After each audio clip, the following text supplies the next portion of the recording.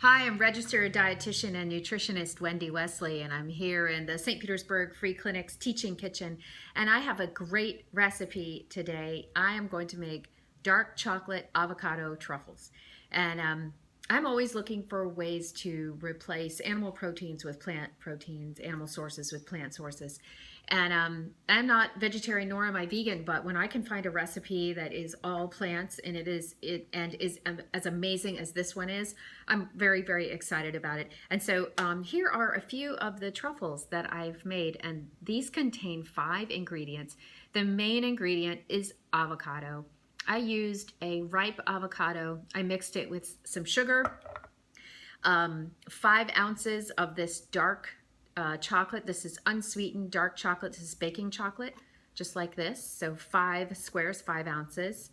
A little splash of vanilla, and then I rolled them in this this dark chocolate powder, this cocoa powder here, and that's what I got. That's it. It's a little sugar, it's chocolate, it's avocado, it's some vanilla, and that's it. It's just amazing, and they are so rich and so decadent, and they're 100% vegan, and I'm so excited about that today. I'm going to put the recipe below, but this is what the mixture looks like. So I started with I guess you'd say it was a Florida avocado. There might be another name for it. It's the big one, the big avocado with the bright green smooth skin, and it was ripe. I have bought them before when they were not ripe, and what I do is I put them in a brown paper bag and I put a clip on top, and what happens is that the avocado will release ethylene, and that ethylene gas will ripen. It'll be trapped in the bag, and it'll ripen the avocado in 1 or 2 days. You'll have a totally ripe, beautiful avocado. But this is what the mixture looks like. So I mashed an avocado. I melted the chocolate over low heat. Be careful you don't scorch it. So you put it on low heat in a saucepan. I poured the chocolate in, a little bit of sugar, a little bit of vanilla, mixed it up, and put it in the fridge. Let it set up for about a half hour. And then what I do, this is very complicated. Make sure you pay attention.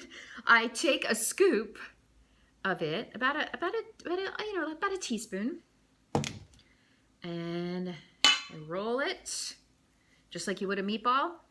Like kind of a ball, and then I put it into the cocoa powder right here, kind of roll it around, and then before I serve these, I would set these back into the fridge and let them get firmer.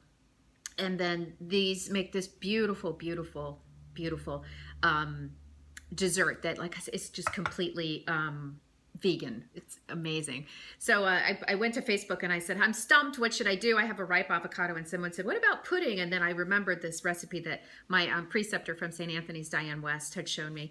And I said, that's exactly what I'm going to make. So did you know that an avocado is a fruit? Yeah, it's a fruit, and very, very high in vitamin K. It has all the B vitamins, and 75% of it is made of fat. Avocados are very, very calorically dense. You can eat them. You shouldn't go crazy with them because they are, like I said, there's a lot of calories in avocado because it's 75% fat, but it is what they call a good fat. It is called the majority of an avocado is a monounsaturated fat, and all that means is that on the carbon chain of the fat molecule there is one double bond, and that's why it's called a mono. You may have heard of polyunsaturated. Poly just means more than one double bond on the chain. A saturated fat is typically an animal fat, not always, because the tropical oils are saturated fat. But when you hear the word saturated, and you may have heard that word and you thought, well, that just means saturated. You may not know what it means. What it means is that all the carbons on the chain are full of hydrogen. They are saturated with hydrogen, and that's what a saturated fat means. And then there's this thing called trans fats. Now, trans fats exist in nature, but in very small amounts. But the way we eat trans fats in this country is in large amounts. And really, to our bodies, these trans fats, because they are made in labs, are foreign to our bodies, and they can kind of gum up the works from a cardiovascular standpoint. They can also exacerbate diabetes and weight gain because the trans fats tend to come in highly, highly processed foods. And I'm going to throw some things out there that I know are delicious to the American consumer, but they're full of trans fats.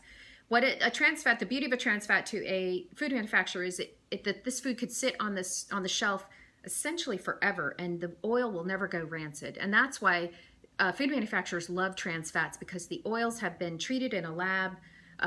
They've been bombarded with hydrogen, and that means they will not go rancid. And so things like Oreos, I know, Little Debbie snack cakes, peanut butter.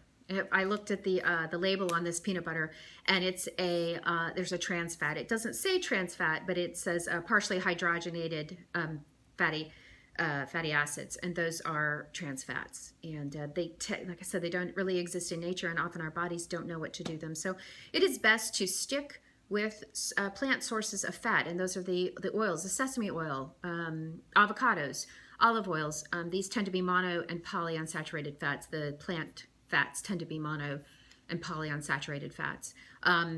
Saturated fats, like I said, tend to come from animal sources. They tend to be solid at room temperature. So think butter, chicken fat, the fat you would see on the edge of a ham. Those things are solid at room temperature. So that's kind of a typical. And I'm going to go further into fats later on, because it's a big subject in nutrition. Are all the different kinds of fats and what they mean. I hope I haven't thrown too much at you. I'll circle back with this topic in the future, because when I studied nutrition, fats was my favorite part of it. So I appreciate you listening to me, and tune in please next week.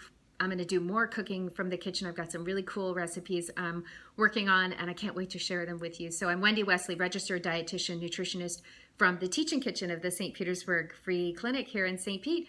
And eat well and stay healthy, and I'll see you soon. Thank you. Bye-bye.